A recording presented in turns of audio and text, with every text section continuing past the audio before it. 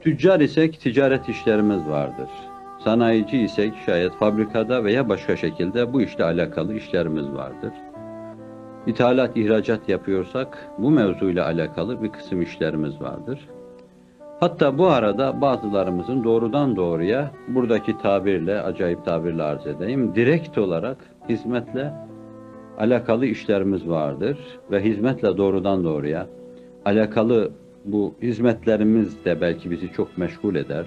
Mesela sağa sola hakikatleri anlatma, neşretme gibi, mesela yazı yazma gibi, mesela mensur, manzum bir şey ortaya koyma, yine hizmetimizi anlatmaya matuf şeyler gibi, mesela irşada tebliğe matuf kitaplar ortaya koyma gibi, mesela mali güç bakımından bu hizmet-i imaniye ve Kur'aniyeyi finanse etmek için bu işin şöyle veya böyle memurluğunu yapma, bu mevzuda vazife alma gibi şeyler, ister doğrudan doğruya dünya ile alakalı olsun, isterse böyle bir çeşit dünya içinde bata çıka, ahiret kokan işler olsun.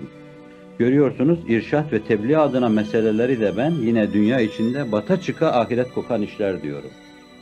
Nefsanilik girebilir bunlara. Bunların hepsine nefsanilik girebilir.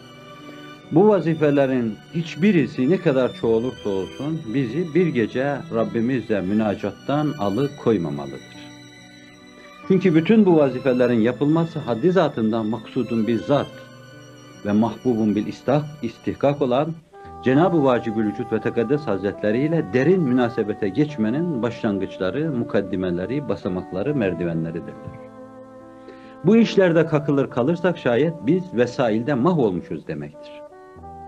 Ben bütün marifeti kürsülerde vaaz etmek, ağlayasız diye halka hakikati anlatmak şayet bunu iş sayıyorsam ve bu iş benim yorulup da gece evrat ve eskarıma mani oluyorsa ben çok zavallı birisi ve aldanmışım demektir.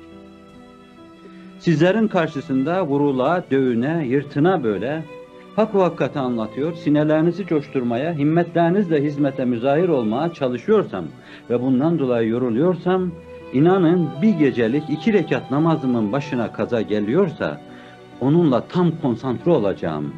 İnip de yok mu bana tevbe eden, bana teveccüh eden, bana yalvarıp yakalan, ben de ona döneyim dediği dakikalarda ben dakikalarımı yatak içinde geçiriyorsam benim o anda li ma'allahi en veya vakt veya zaman Efendimiz'e isnat edilen bir söz, benim onunla beraber bir anım vardır.